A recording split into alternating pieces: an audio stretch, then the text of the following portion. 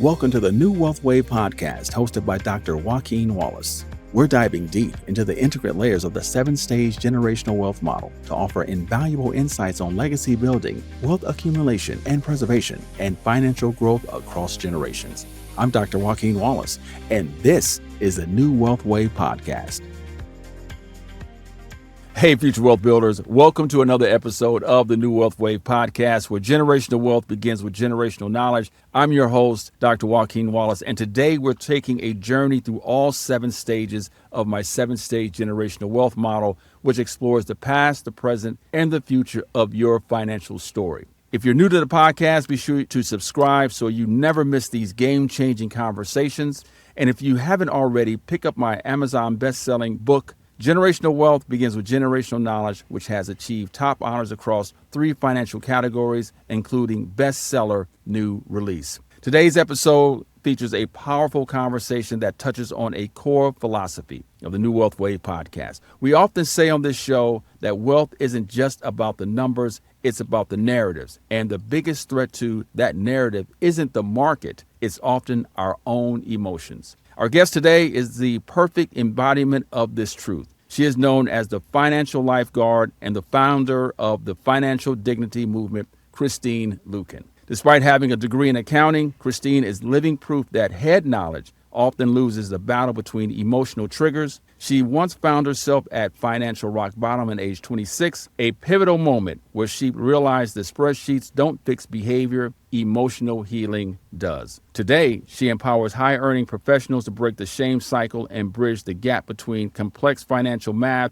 and the messy reality of human behavior. She is the author of the best-selling book, Money is Emotional: Prevent Your Heart from Hijacking Your Wallet. After having the pleasure of chopping it up on her platform recently, I knew I had to bring that same energy back here to the New Wealth Wave podcast. Please welcome the woman who teaches us how to rescue our finances from our feelings, Christine Luken. Welcome to the show. Thanks so much for having me. So I had a chance to be on your podcast, which was a great experience for myself. We spoke about it. We say, listen, I said, you need to come on my podcast as well. And so, we was able to do that. Last time you wasn't feeling well. So now we have you fully healthy on the podcast itself. So I am so touched. And you was telling me that where you live, this weather is just an intense thing that's crossing the nation. So why don't you tell our listeners what you're anticipating in the next couple of days? They say about a foot of snow here in beautiful Kentucky, and we are not prepared for it. Not prepared for? What do you mean by not being prepared for? Usually when we have 2 inches of snow, schools are called off. It's just like chaos. There's no bread. There's no milk in the store. So I don't even want to know what's going to happen with 12 inches instead of 2 inches. That's going to be an ordeal. Well,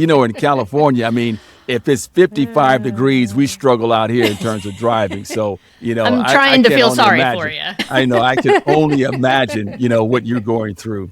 So if this is your first time tapping into the New Wealth Wave podcast, it's based on my 7-stage generational wealth model. And so let's get into it. Yes. Stage 1, we focus on the internal and external ecosystem, walls in and walls out, which creates our inherited financial narratives and encoded financial behaviors. Stage 2, we delve into our financial genetic code, targeting both our financial trauma and anxieties. Stage 3 is all about financial healing, reprogramming our financial genetic code, which is a byproduct of both stages 1 and 2. Stage 4, financial edification. Here we focus on financial literacy and inclusion. Stage 5, financial well-being, our soft landing, where financial health equals financial wealth. Stage 6, generational knowledge, which leads us into creating our financial footprints. To stage 7, generational wealth. Now, let's remember that the model is based in 3 phases: the past, the present, and the future. Now, Christine, you had the opportunity of both understanding the model itself and you read the book itself. Let's talk about the book.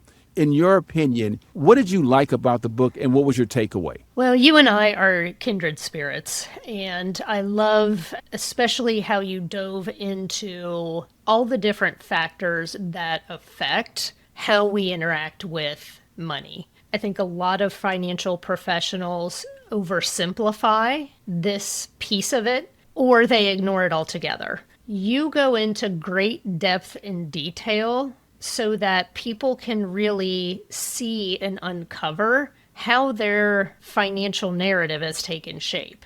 And what I have learned through my own experience and through coaching people for the last 18 years is that those things are not always obvious on the surface.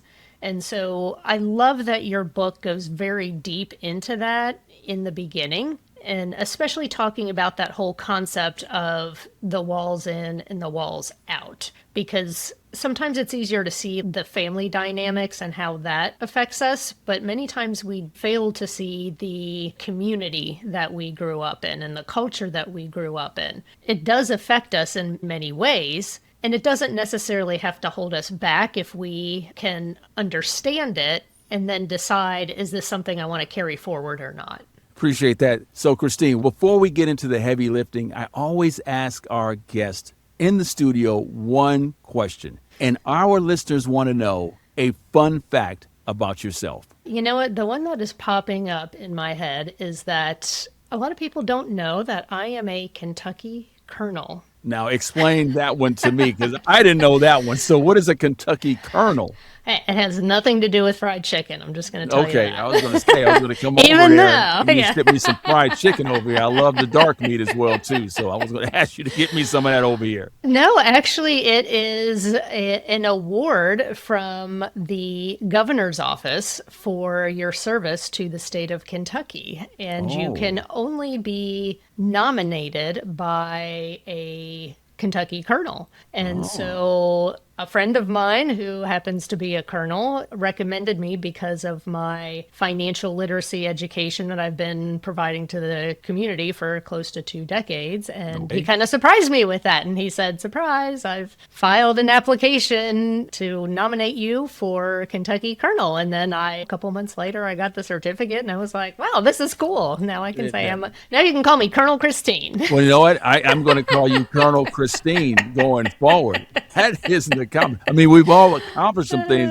but I have yet to meet a colonel. So Colonel Luken is in the studio. Here we go. Now, that's a great fun fact. That's awesome. So now before we get into the heavy lifting again, there's 3 questions that I would like for you to answer. So the first one is going to be, before you became who you are today, where were you at on the model? The second one is, what is your aha moment? And your third one will be, where are you currently located on the model today? So let's start with the first. So I was at stage 0. Okay. Well, you know what? Some people was at -4. So you're. Yeah. I mean, Well, you're okay. I didn't know that was an acceptable answer. So, I mean, we could say -4. Yeah. In my 20s, despite having an accounting degree, despite working as an accountant in the manufacturing sector, I hit financial rock bottom. Part of the reason for that was I was in a relationship with a guy who had terrible money habits. He was in and out of jobs and even in and out of jail. And I thought if I just loved him enough that he would change. And he did. He got worse. We were together for 7 years. By the time I was ready to leave the relationship, we were engaged. I had a wedding dress in the closet. I had to give him his ring back because his mom had co-signed for it and, it wasn't even paid for. It was a mess. I literally had every single credit card in collections. My car payment was 2 months past due. I was parking it about a half a mile away from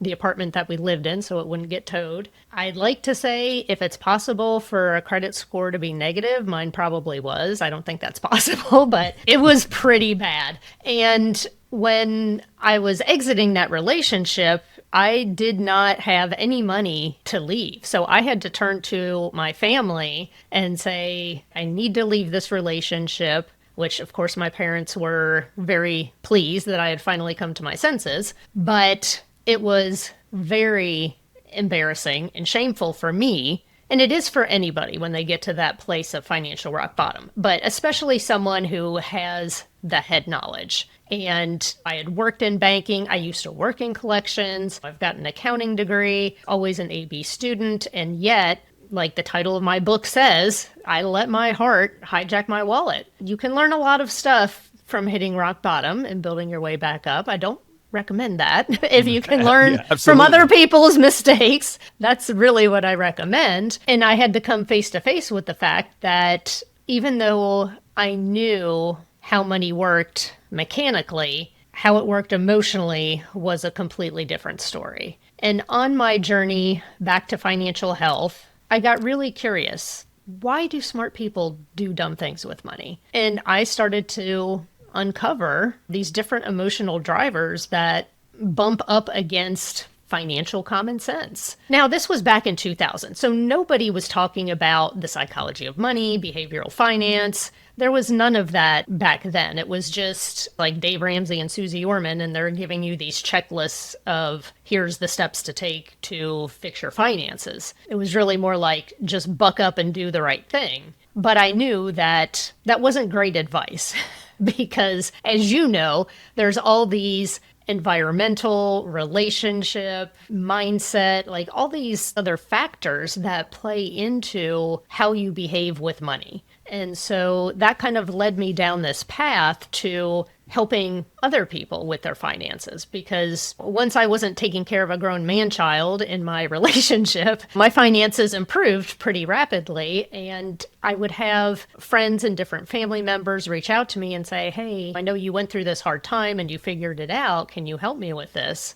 And I realized what they needed help most with was the emotional part of things, because once you get that right, the numbers themselves come so much easier. Absolutely. I totally agree with that. I mean, we had a conversation before when I was on your podcast, and we talked about those drivers when you have to unpack, which is important because what's rational for someone may be irrational to you, but then you have to understand why it's rational to that person. Therefore, you can Right. kind of stand in their shoes. And I think that's what makes you so effective, because you've walked the road that many of your clients are going down. So your transparency with them is great because now they believe in you. You're not judging them. As you know, financial Yeah. literacy can be an area where we judge first in terms of financial shaming. So with that being said, what was your aha moment? I know you kind of touched into it, but that aha moment said, you know what, I need to make change. It was kind of a dramatic moment. There was basically a situation where the cops came knocking at our door at 3 o'clock in the morning looking for my ex-fiance because he had 2 DUIs within 6 months and he had not taken care of what he was supposed to take care of with the courts. And I had my milk and cookie pajamas on. My dog is like barking his head off and I'm peeking my head out with a little chain. And they're like, is he here? He wasn't there. And they're like, can we come in and search? And I said, well, yeah, you can come in and search. He's not here. And so I'm like holding on my dog's collar. And one of the cops said, if you don't control your dog, I'm going to shoot him. Oh, wow. And I said, my dog is trying to protect me. Let me put him in the bathroom since you've already looked in the bathroom. And then as soon as the cops left, I let my dog out. He came running up to me. I just slid down the wall and I was just crying, hugging my dog. And I'm like, I can't live like this anymore. This has to change. I've got to leave this relationship. I've got to get my money crap together. This is not the life I signed up for. How did I even get here? Whether it's that dramatic or not, I think that's how it is for a lot of people. It's like you incrementally make bad changes or bad choices against your financial conscience.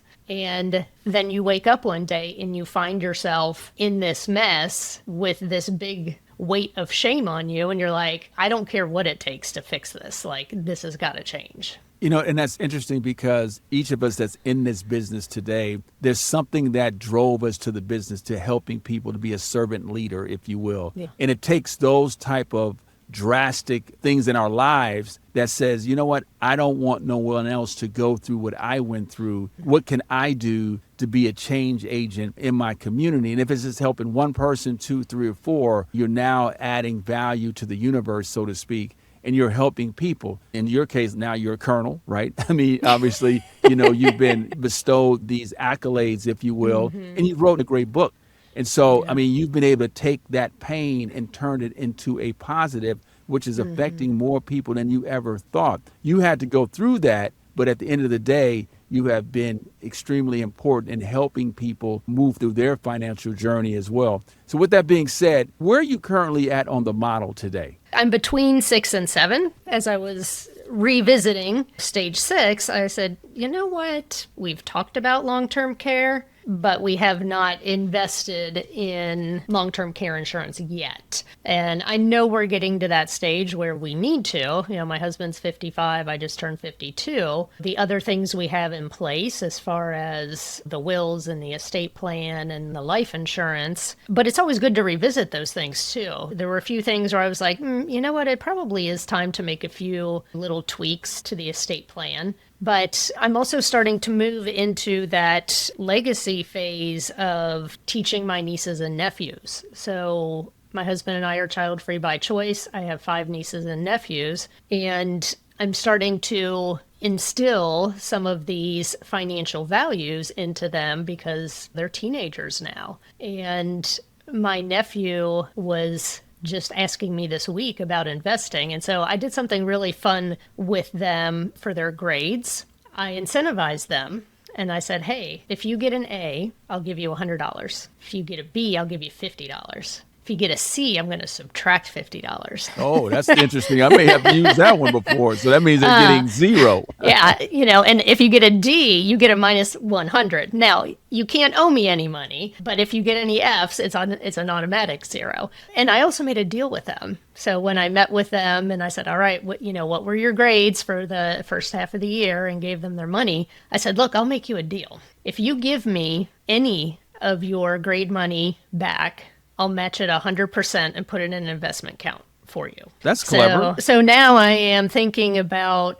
how can I start teaching them positive habits and not controlling them with money, but positively incentivizing them to do smart things with money. Well, it starts young. It begins young. Being introduced to those concepts is so important. We talk about that in the model itself between ages 5 and 7, how the brain adapts and what you're looking at, if you will. Those are so critical and pivotal in regards to understanding and getting your arms around understanding money in that behavioral relationship. So you had a chance to read the book. What was your thoughts upon reading and finishing the book? I really appreciated the first section of the book because you go into great detail about all the different things that can affect the emotions and the money narratives that people have. I feel like many financial gurus give lip service to the emotional side of money, if they even mention it at all. Or they might have like 3 or 4 money stories or money narratives that you have. And I'm like, there's like a million. We can't even, it's infinite. We can't It even. is infinite. It's infinite number. Yeah, but I feel like you mentioned a lot of different things relative to the walls in, like what happens inside of your family and your family ecosystem, but also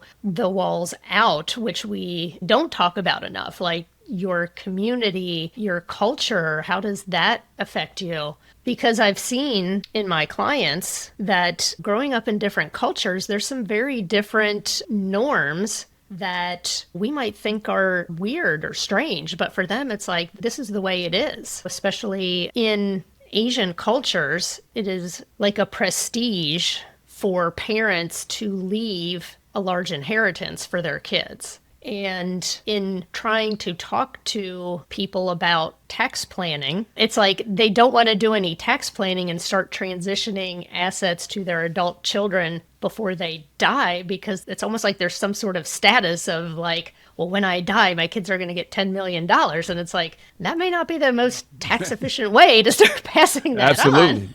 Absolutely. And then you're just going to dump this money on them and not give them any opportunity to build up their muscles to handle larger amounts of wealth. Like, this may not be the blessing that you intended to be. I love how you said that, because we know it's been proven that when you receive large inheritances, oftentimes and not, you lose it within 2 to 3 years, because again, you're not exercising that muscle, but you're not introducing those concepts to those individuals. So again, on one end, yes, it's great to leave X amount of money, capital, properties, and things of that nature, stock, but at the same time, they're going to get taxed on it, which is huge. And if they do get it, can be in probate for eons as well. We have to deal with that. And then you have a lot of infighting with the siblings, so to speak, and who gets what and how this happens. So, maybe a fiduciary is important in that situation, just to kind of stem the tide, if you will, to kind of help navigate and negotiate those rough roads that they're going to run into. That's a great point that you're speaking of. So, one of the things that you and we talked about on your podcast, and we talked about the notion of the financial genetic code and how important that is. And we talk about financial genetic code. If this is your first time tapping in the New Wealth Wave podcast, financial genetic code is basically your inherited financial narratives, which is your why. And then you have your encoded financial behaviors, which is your action, which creates this financial genetic code. In the work you do in terms of the emotional side of it, how important is it to understand each person's financial genetic code before you begin even to provide any planning or suggestions on what to do? Well, it's interesting because I feel like the unraveling of the financial genetic code happens over the course of coaching people. There are certain things that are very simple to do. In the beginning, we are getting organized. We're pulling in all their information. I'm starting to make a few suggestions. And then it's like when I see resistance come up, then I know it's time to start unraveling some things. It's time to start asking some questions. And part of the coaching process, they're reading Money is Emotional. And the very first part of it is talking about that exact thing. How did your parents handle money?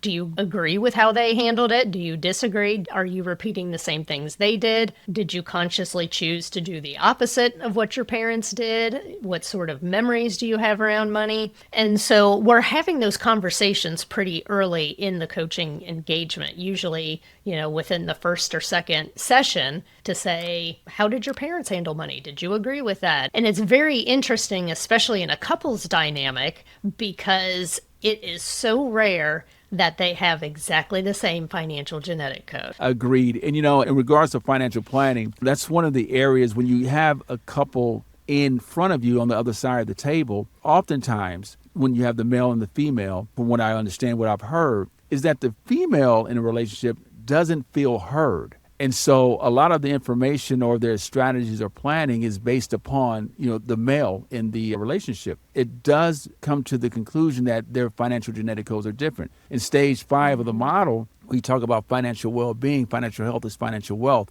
But each person can have their own unique idea of what financial well-being is. Yeah. And that's where the rubber meets the road oftentimes than not, because what he believes is financial wellness and what she believes is financial wellness typically aren't on the same page. And that's when you have those conversations, those uncomfortable conversations, when your financial infidelities come out. Because now you find out, well, I didn't know you had that account. Well, I didn't know you had that account, because they're going through their own inherited financial narratives at stage 1 of the model itself. But what I love about your book is that you've broken it down in these chapters. You have many chapters, but they're short reads. What was your rationale by providing a book with so many chapters with short reads in regards to that? I did it for the person that doesn't like to read. I was asking people as I was writing this book, like, what's your biggest complaint about money books? And, they're too long, they're too boring, which is why there's a ton of stories in my book. The chapters are too long, I don't really like to read. And so this was my goal. And I have literally said this to people. I said, look, if you hate to read, take this book and put it on the back of your toilet tank. You are going to be in the bathroom for at least 5 minutes a day. Pull it off the top of the toilet and read one chapter. It's 2 to 4 pages. You can do it. So what happens if you read 4 chapters? I don't know. Maybe you need to go to the doctor about your digestive health. But you know what? I knew that people were listening to me because 2 years after my book came out, my dad said, hey, the weirdest thing happened to me this weekend. And I said, what? And he said, I was at this party for these people in this neighborhood about 10 miles away, and I'm going to the bathroom, and I looked down at the top of the toilet, and your book, Money is Emotional, is sitting on the top of their toilet. I tell you what, Colonel Luken, if I put my book on the back of the toilet, it'll be some serious issues. You're talking about some serious loss of feeling in your legs. I mean, that's what we don't because my chapters is a little bit longer than those. But, I do now understand. And that's smart because it's great marketing. It's smart because understanding that. And it's interesting because if you see the shorter chapters, you're like, okay, chapter 1. Oh, I'm in chapter 2. And before you know it, you're in chapter 15. Yeah. Versus in normal books, in chapter 1, like you said, it could take forever to get to chapter 1. You're like, oh my God, this takes forever to get to chapter 1. And now, it's like, chapter 2, I got to come back to that next week. That was brilliant. I like how you did that. I should have thought of that one as well. But that's why you're a colonel, though. That's what it's all about. I appreciate Feel that. free to steal that for your next book if you want to. Well, in my next book, I may do one-page chapters. It's just maybe one-page chapters throughout the book. You're going to pay a lot for formatting. I know. Your publishing. I know they're going to kill me with that, but we want people to read the book, so make it an easy read. And future wealth builders, welcome to the New Wealth Wave podcast. Today we have the financial lifeguard, Colonel Christine Luken, in the studio discussing her powerful book, Money is Emotional. Also, be sure to hit that subscribe button if you like the content. Most importantly, if you haven't already picked up my book, Generational Wealth Begins with Generational Knowledge, it has achieved an Amazon bestseller status in 3 categories, and I'm proud to announce, recently received the 2026 International Impact Book Award for Outstanding Literary Achievement in the Business and Financial Services Industry. Grab your copy today. So again, when we met the first time, actually we had a meeting before we went on the podcast. And we said, we're like kindred spirits. We can speak all day. I mean, I don't know if we can, just Riverside can take it for 2 hours, but this could be like 3 actual podcast episodes. This isn't the Joe Rogan podcast, right. Dr. Wallace. No, it's not the Joe Rogan podcast. No, it is not. So I got a question for you. Why do you think traditional financial advice continues to fail smart, high-earning people by ignoring that emotional 80%? And how does your financial dignity approach fill that gap? Well, I think it's easier to talk about the numbers. There's so much emotional nuance. You really have to have the patience and the heart for it. It's so much easier to hand people a financial prescription than to sit down and have the patience to really uncover what the root issue is. Because the root issue of financial misbehavior is almost always something relative to power dynamics within a couple, self-worth, or shame. It's shame because I didn't know better, or it's shame because I didn't do better. The easy thing to do when someone's in debt is to hand them a plan and say, well, here's what you need to do. You take this debt first and you pay this much on it. You take your second debt and you pay this much on it. Like, that's the easy thing to do. The hard thing to do is to sit down across from someone and say, let's figure out why you're in this pattern of taking on debt. Like, when did this start? What are the things that contributed to it, so that we can get to the root cause of why you're taking on the debt? Because you could take that prescriptive plan and start working on it for 6 months, and then all of a sudden an emotional money trigger comes up and the plan goes out the window. But if we have healed the root of that, then the prescriptive part, the plan, becomes easy to follow. I love that, because when we look at the model, stage 3 specifically says financial healing, because you have to reprogram stage 2, which is your financial genetic code, which is your anxiety and your trauma, and stage 1, which is your internal and external ecosystem. So with that being said, when you're meeting with your client, what is like the biggest pushback when you take this approach? Because they have to become financially naked. They have to allow you inside. So what is the pushback that you typically get? And then I know each person is different. Each couple is different. What's that timeline for them to actually start believing and trusting you to move forward? Well, I think the energy and the presence that I bring to my coaching clients, even just from the discovery call, is to let them know this is how I operate. This is what we're going to accomplish. I have been through the ringer with my own finances. I understand how this can feel. So, it's my goal to be that safe place where they can take their guard down almost immediately. Now, there are some people who it takes a little bit longer. And one of the things I've realized is that many financial professionals are not comfortable with silence. So when I ask somebody a question and they don't answer right away, I don't rush in to fill that silence, because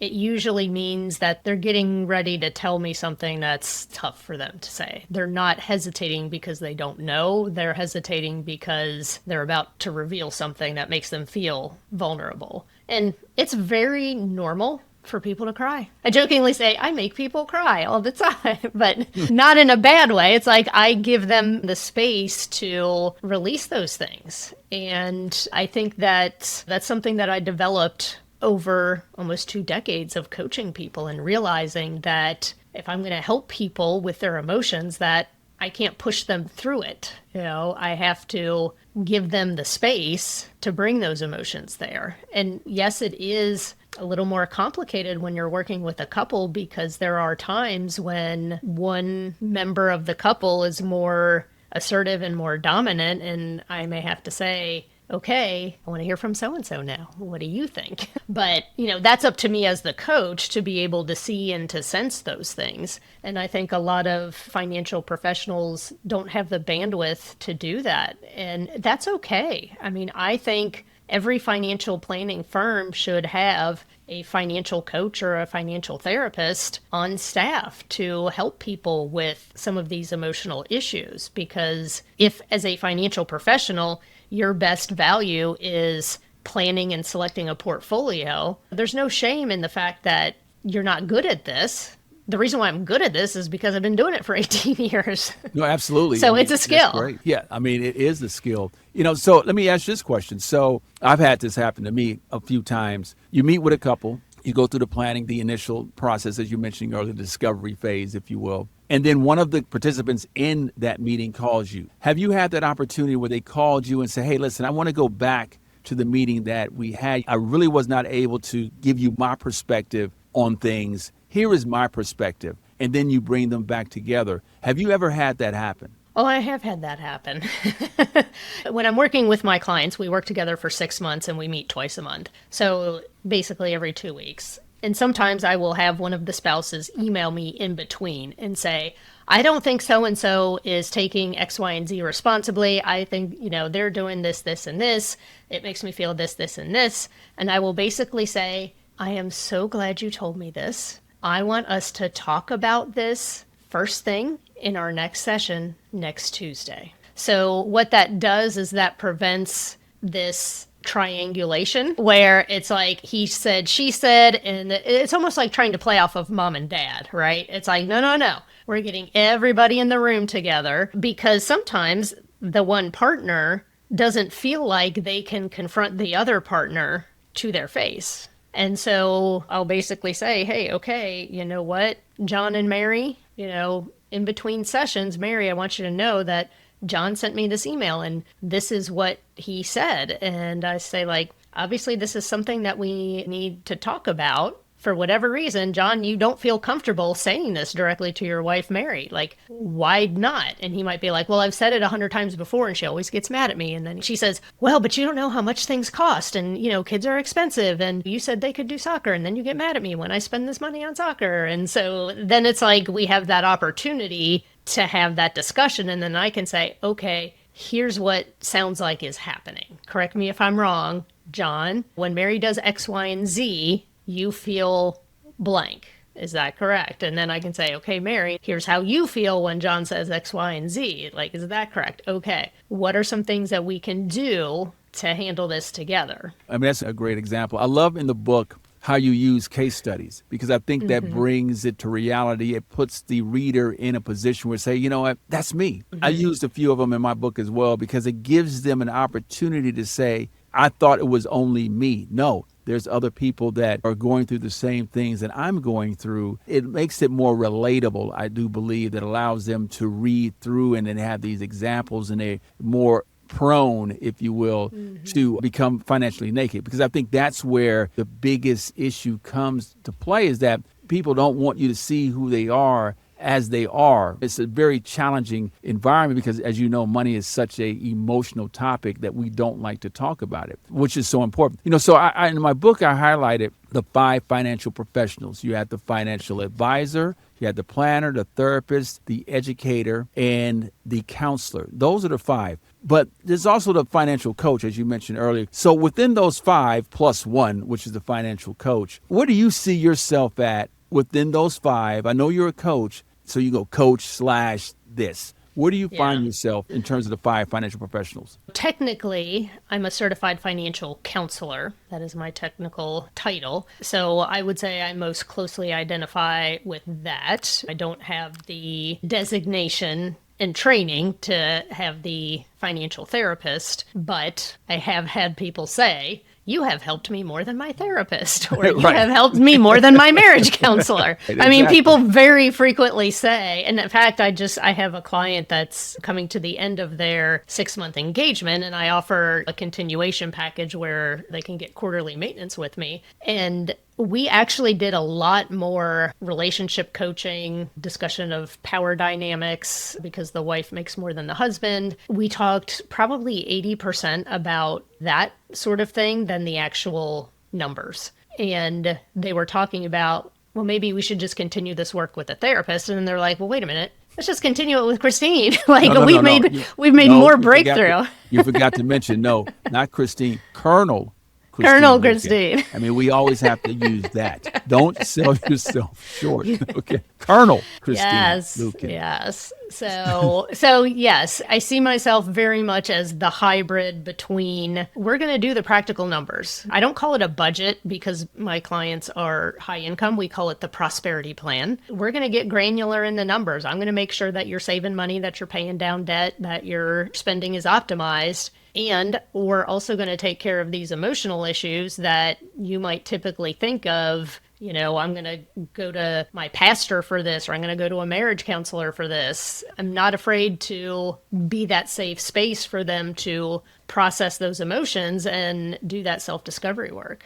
I got a question for you. Why do you think that couples do not go through some sort of understanding and researching their financial genetic code, understanding that because it's unique to one another, before they get into it? Because there's a lot of therapy sessions that go on within marriage, but that's one area that we just don't discuss. And then when we become married in union, then we discover stuff that we didn't understand before. Like you mentioned, the couple that you mentioned, Mary and John, there's things that go on. And you say, well, I didn't know that. Well, because we never really put the time into that piece of it before, right? We do a lot of therapy and a lot of things, but understanding our financial genetic code is something that is not brought to the forefront. Why do you think that's the case? Well, because traditionally it's been taboo to talk about money. I think most people would rather talk about their sex lives than talk about their net worth or how much debt they have. So there is this atmosphere of secrecy and sometimes shame around the finances. And I wish that every couple would do this work. And I think, honestly, Dr. Wallace, this is why you and I are so passionate about this work, because we need to get it out to more people. And the sooner we can touch people's lives while they're teenagers or young adults before they have a chance to completely wreck their credit score like I did in my mid-20s, you're not the only right? one. You're not the only one. You're looking at someone else. So do not believe you're alone. I was there with you. I know I'm not. Yeah, but I think that's why we're so passionate about this work, is because we know what's at stake and we know how valuable it is. Because if you don't do this work, then the chances of you experiencing financial stress are high, no matter what your income is. I mean, I'm coaching couples who are making multiple 6 figures and their marriage is tenuous because of the money and because of their financial narratives and their imbalances in their genetic code. So a lot of people think, well, if we just make more money, it'll fix our problems, and it won't. Well, as the great poet says, more money, more problems. So we know that's not the case. So, Colonel Luken, when you are coaching a client who is stuck in a cycle of self-sabotage, how do you help them pause and identify those hidden emotional triggers before they make a decision that hurts their future? Sometimes it's dependent upon the person, but there are a few things that they can do in the moment. I think the very first step is creating awareness around things. So it's interesting because sometimes we'll be talking and I'll say, whoa, whoa, whoa, stop. Did you hear what you just said? And they're like, no. And then I'll repeat it back to them and they're like, Oh. and I'm like, do you see why this is a problem that you're telling yourself this? And they're like, oh gosh, like that was just like something that I just tell myself. And one of the things that I highly recommend people do is when they are getting ready to engage in any sort of financial transaction, do that emotional scan to say, first of all, is my emotional volume high or low? So unfortunately, we can't just turn our emotions off. I mean, that would be helpful at times, but your emotions are always there. And, if you're a little bit sad or, you're a little bit upset at something, that's not usually when you're going to make a bad financial decision. It's when your emotions are loud and they're taking over your thoughts. So that's the first thing is I tell people you never want to make any important financial decisions or transactions when your emotional volume is high.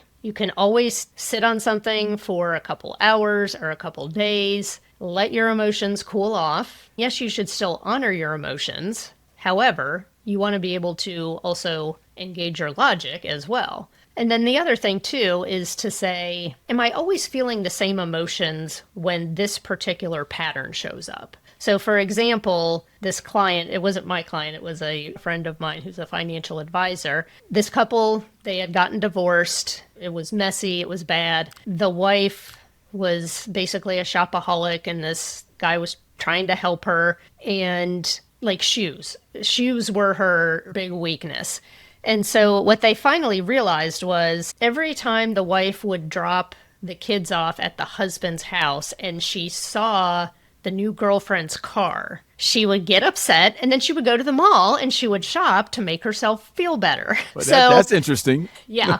So just noticing that pattern, basically the financial planner said, look, okay, this is what we're going to do. You can't help yourself for getting mad. But what you're going to do is you're going to put your workout clothes in your car. And when this happens to you, you're going to drive to the gym, not to the mall. Now, she wasn't perfect with it, but it literally cut down on like 80% of her shopping. And then she could finally start investing the way that she wanted to. So I think it's just noticing those patterns about yourself.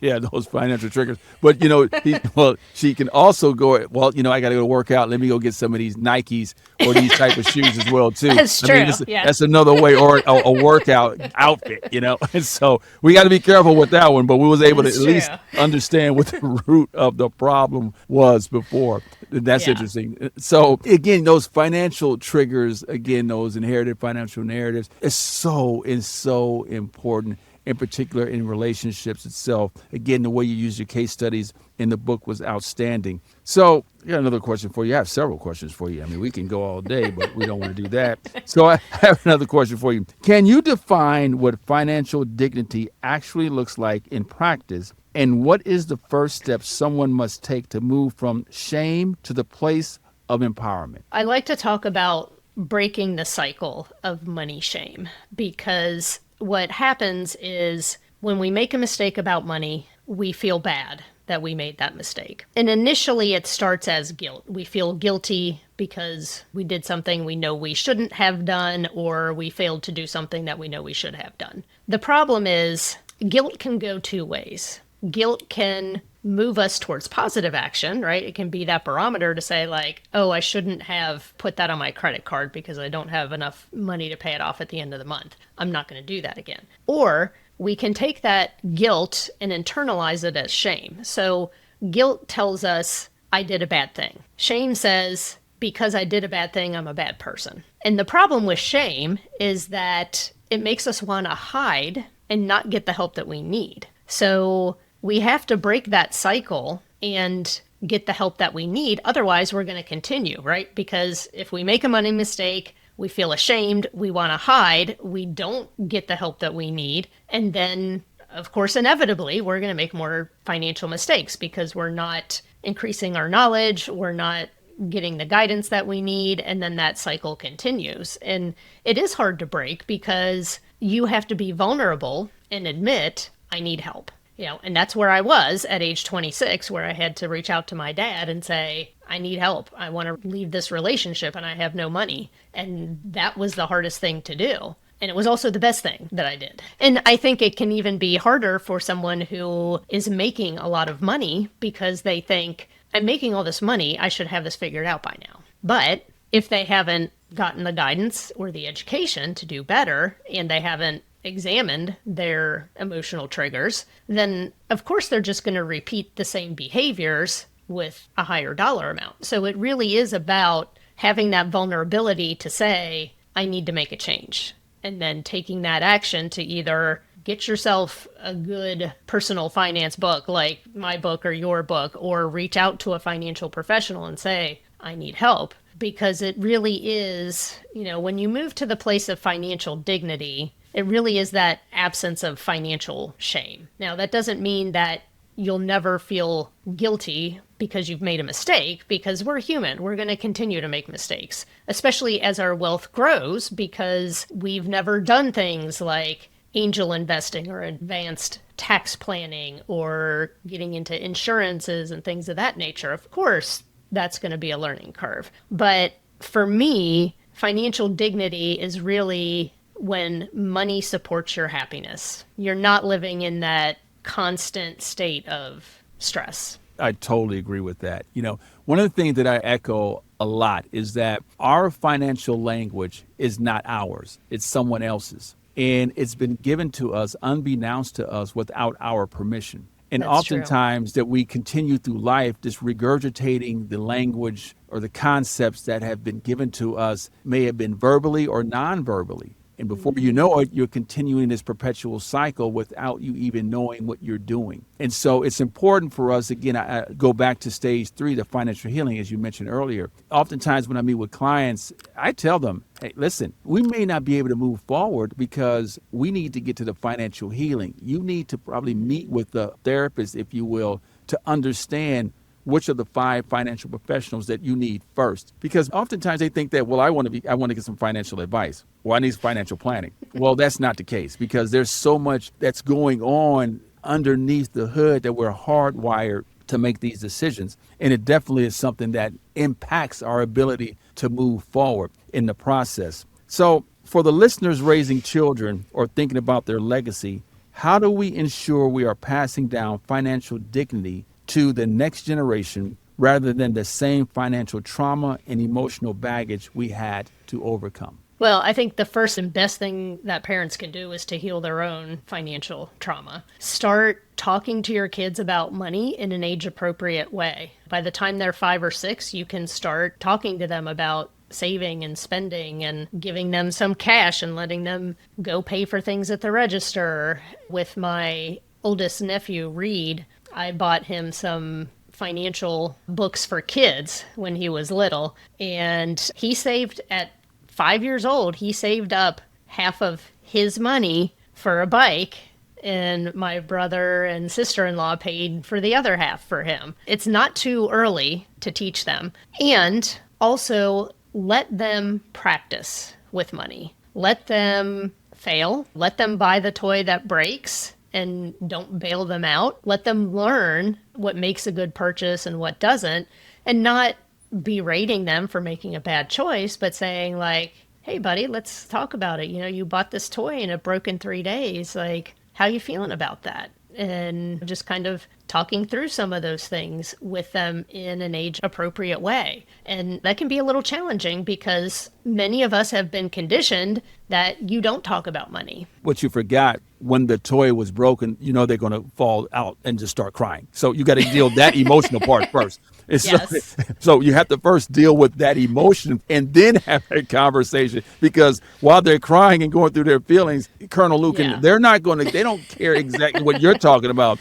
At that moment, that purchase has broken. Yeah, right? Money is emotional, whether you're 5 or 45 or 85. They're going to cry. Exactly, right? It's just the stakes are higher as we get older. Before we close out, we had our first conversation in November, and it was a Zoom call. You brought me on your podcast, which was great. And we said, listen, we have to do a podcast on New Wealth Way podcast since you're making your debut and you're introducing your concepts to our listeners as well. I'm sure they're going to enjoy this podcast itself. But before we get to the end, you have to play the legacy round with me. Okay, this is the legacy lightning round. Are you ready? Drum roll, I hope please. I'm going to pass. Well, we're going to see right now. So these are short answers. We don't need a long answer to this. Very short answer. So question number 1. What's one financial lesson you wish you had learned earlier in your career? Invest early, invest often. Number 2. What's a common financial myth you love debunking when you teach or mentor your clients? That credit cards are evil. That's a good one. Because they're not. Because they're not. It depends. On that note, I'm going to break script here for a second. But on that note, I always tell my clients, your credit card is like a job. It's an additional job. So you have 10 credit cards, you have 10 jobs. You have to treat them as a job, understand the assets and liabilities, and understand the most important piece of it all. You have to pay on time. You go through the cycle, so to speak, in terms of what a credit score looks like. But that's one of those inherited financial narratives that many people believe that credit cards are evil, but they're not. They could be used as an advantage if you take care of them correctly. If you can describe your financial genetic code in one word, here we go. What would it be and why? What is your financial genetic code in one word? What would it be and why? I would say balanced, because I have achieved a good balance of enjoying my money and doing responsible things with it. Okay, we have 2 more. What's one behavior or mindset you believe every financial professional should reprogram to better serve clients? Here's what I would say. Thinking that there's only one right answer and one right way to do something financially. I agree with that. And I'm going to add on, become a servant leader. I think that's so important versus transactional. Final question. When people think of Colonel Christine Luken years from now, what do you hope they remember most about your impact? I hope they remember most what I gave and how I gave back. Awesome. You passed. You know that, right? You passed. Okay. I was a little worried there. It's tough. That's okay, though. But Christine, what an insightful and transformative conversation. I want to thank you for not only sharing your expertise as the financial lifeguard, but for reminding us that the true heart of wealth building lies beyond the math. You've shown us today that until we heal our relationship with money and restore our financial dignity, the numbers of the spreadsheet will never stick. You have truly reinforced the idea of understanding our emotional triggers is the first step towards lasting prosperity. To our listeners, if today's discussion about breaking the cycle of financial sabotage resonates with you, I encourage you to pick up my book, Generational Wealth Begins with Generational Knowledge, and also Colonel Luken's book, Money is Emotional. It's more than just a guide.